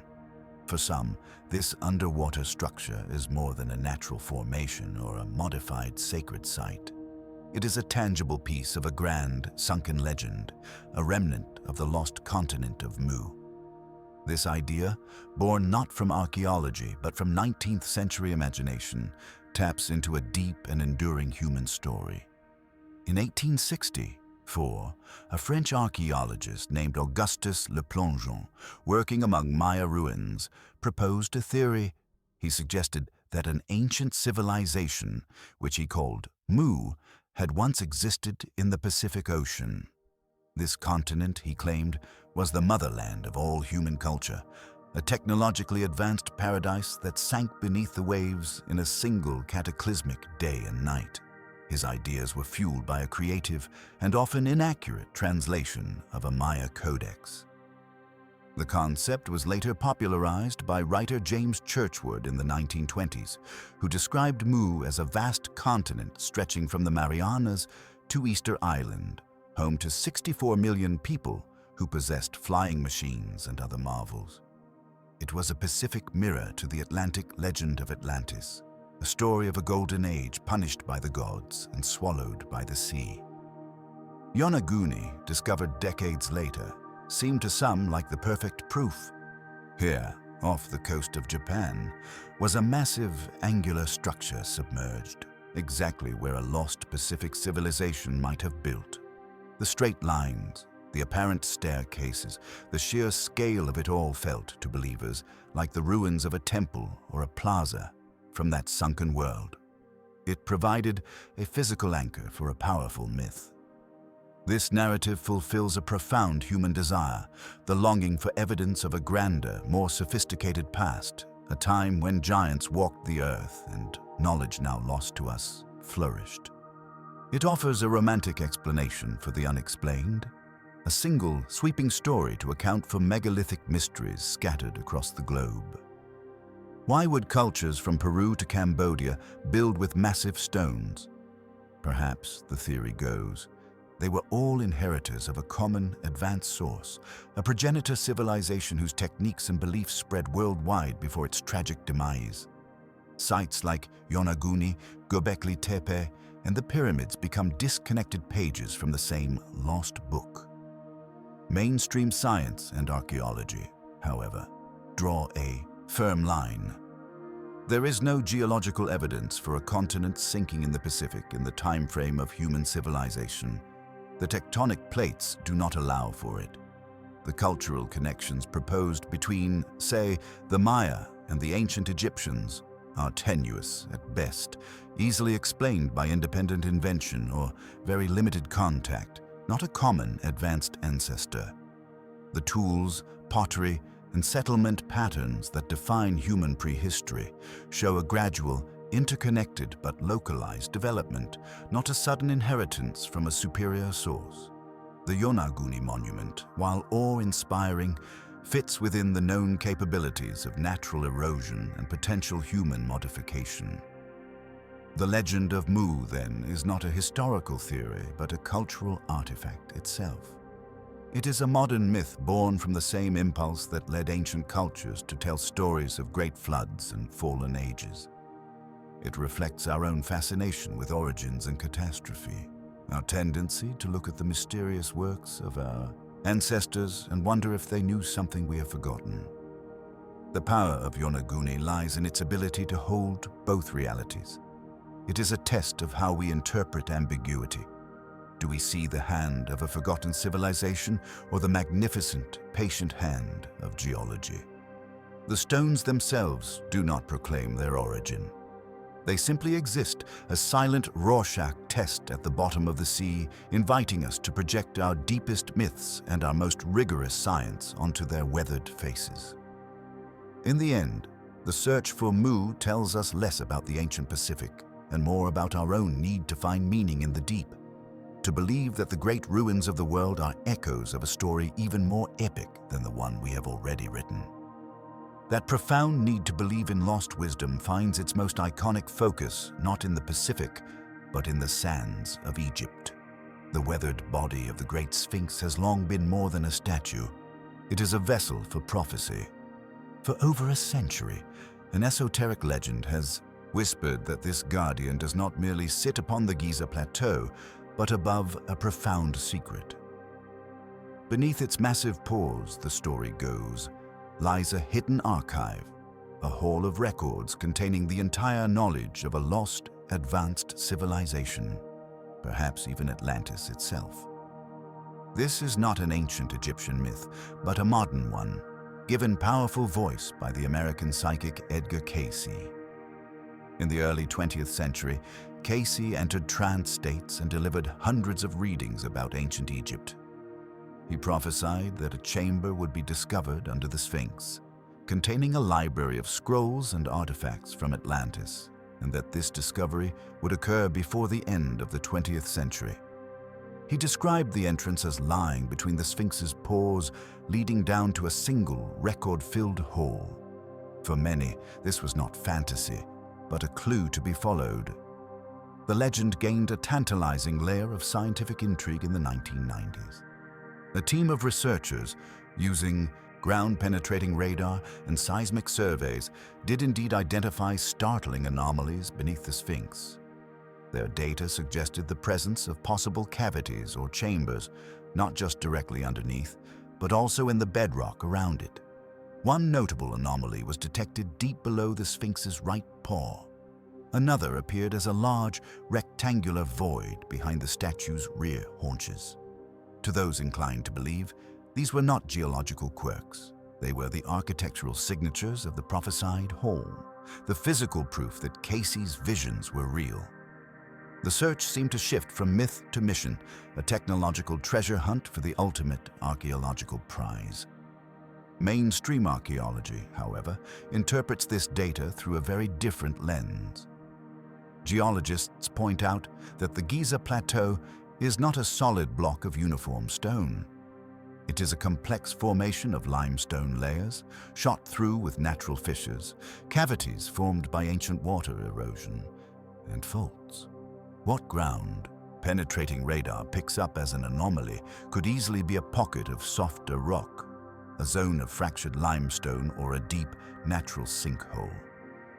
The rectangular feature behind the Sphinx, many argue, is likely a later Ptolemaic or Roman period tomb cut into the existing rock, a common practice in the area, and entirely unrelated to the Sphinx's original construction. Egyptologists see no textual or artistic evidence from any period of pharaonic history that mentions such a hidden library. The driving force of state religion and royal propaganda was to display power and ensure the pharaoh's afterlife, not to encrypt and bury knowledge for a distant future. Yet, the legend's endurance is its own fascinating mystery. Why does the idea of a hall of records beneath the Sphinx resonate so powerfully, even in the face of skeptical science? It speaks to a deep, almost romantic yearning. The Sphinx is the world's most famous riddle. Its weathered, inscrutable face seems to promise an answer if only we could look in the right place. The official history of dynastic Egypt, for all its grandeur, feels complete in textbooks. The Hall of Records offers something more thrilling, a hidden chapter, a secret wisdom that could rewrite everything we think we know about human origins. It transforms the Sphinx from a passive monument of a known pharaoh into an active guardian of a forgotten truth. In this sense, the legend is not really about archaeology at all. It is about the Sphinx's symbolic power as the keeper of ultimate secrets, whether the chambers beneath it are natural or man-made, empty or filled. The Sphinx itself has become the Hall of Records, Its very presence records humanity's endless desire to find meaning in the silent stones of the past, to believe that our ancestors were not just like us, but knew something we have desperately forgotten. The sand may hide cavities in the rock, but it is our own longing that has built the most enduring chamber of all, one filled not with papyrus, but with hope. Modern engineers have stared at the silent stones of Coral Castle with a mix of admiration and profound skepticism. Could one frail man, working alone, truly have moved over 1,000 tons of coral rock using nothing but primitive tools? This final mystery is not about what was built, but about how it was done and whether the secret can be cracked. The challenge is a tantalizing one, to reverse engineer Edward Leeds-Kalnin's methods using only the tools he was known to possess, simple physics and human ingenuity. The most dedicated attempts have been led by engineers and enthusiasts who refuse to accept supernatural explanations, believing the truth must lie in clever, forgotten applications of basic mechanics. Their experiments point to a system that was deceptively simple in principle, but required a maddening level of patience and precision in practice. At the heart of many replication theories is the humble block and tackle, a system of pulleys and ropes that can multiply force. Leeds-Kalnin's own photographs show tripods made from old telephone poles, heavy chains, and a variety of metal bars that could serve as levers. With a sufficiently complex pulley system, a single person pulling with a force of, say, 50 pounds could theoretically move a weight of several tons, but at an agonizingly slow pace. The trick would be in the setup, building a stable framework to redirect that force exactly where it was needed, inch by inch. The famous 9-ton revolving gate offers another clue. Modern analysis shows its secret is not anti-gravity, but perfect balance. By finding the stone's precise center of mass and mounting it on a pivot point with minimal friction, like that old car bearing, Leeds-Kalnin essentially turned a multi-ton slab into a massive, well-balanced door. The genius was in the carving, shaping the stone so that its weight was distributed perfectly around that central axis. This is a principle any sculptor understands, but applied on a gargantuan scale. For moving the stones horizontally, the most plausible method involves a simple but brutal process. Imagine placing a large stone on a set of sturdy metal pipes or wooden rollers. Using a lever, you pry the stone up just enough to slip a new roller in front. Then, using a winch or a system of ropes and pulleys anchored to a tripod, you pull the stone forward onto that roller. You then repeat the process over and over, retrieving rollers from the back and placing them in the front. It is a method as old as the pyramids, a testament to incremental victory.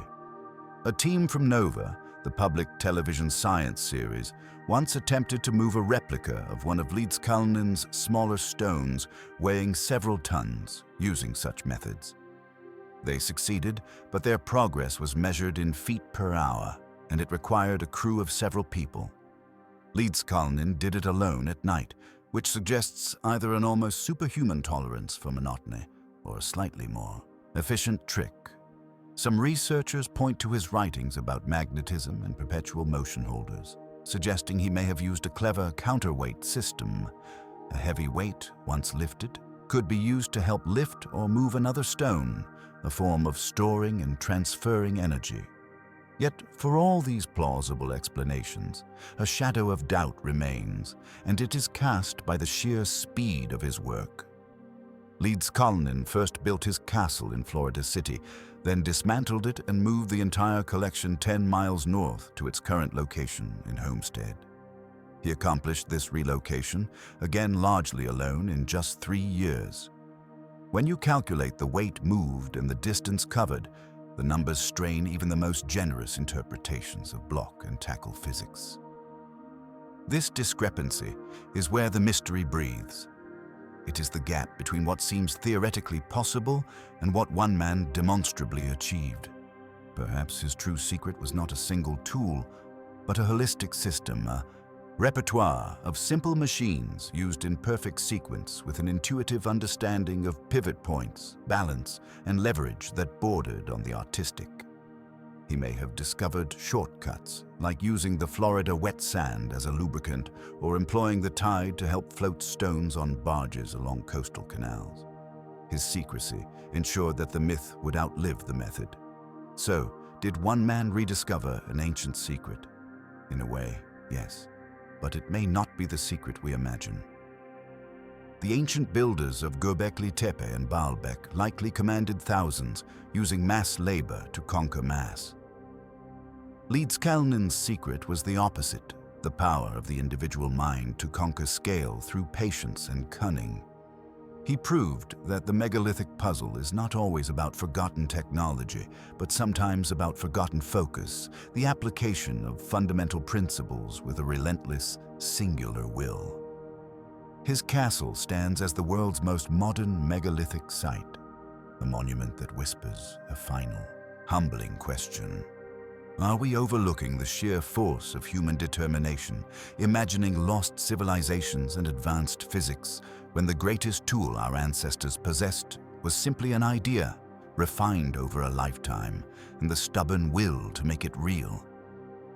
From the solitary obsession of Coral Castle to the celestial computers of ancient Greece, these 25 mysteries form a global tapestry of human ambition.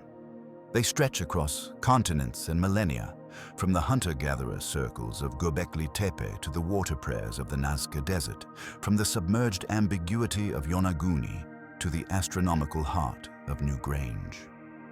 Each site, in its own silent language, speaks of a culture reaching for something beyond mere survival. These stones are not ancient rubble. They are questions carved in granite, basalt, and limestone. They ask us how nomadic people organized to lift 20-ton pillars, why a society would draw art only visible from the sky, and what belief could compel the burial of a temple for 12,000 years. They probe the limits of engineering, the depths of spiritual yearning, and the incredible resilience of communal effort. More than anything, these enduring puzzles hold up a mirror to us. Our relentless drive to date them, measure them, and decode them reveals our own deep need to understand where we come from and what we are capable of. They remind us that history is not a simple timeline, but a conversation. One where our ancestors left messages not in ink, but in the alignment of a solstice sunrise, the balance of a 9-ton gate, and the perfect sphere of a stone. The conversation continues. Which of these 25 mysteries speaks most powerfully to you? Is it the cosmic clock of the Antikythera mechanism, the lonely vigil of Easter Island, or the acoustic secrets of an Irish tomb? Share your thoughts in the comments below. If you enjoyed this journey to the edge of the known past, subscribe for more explorations into history's greatest enigmas. The stones have stood for millennia. Their greatest mystery, perhaps, is the one they ignite in us, the unending wonder that keeps us looking, questioning, and listening to the echoes in the silence.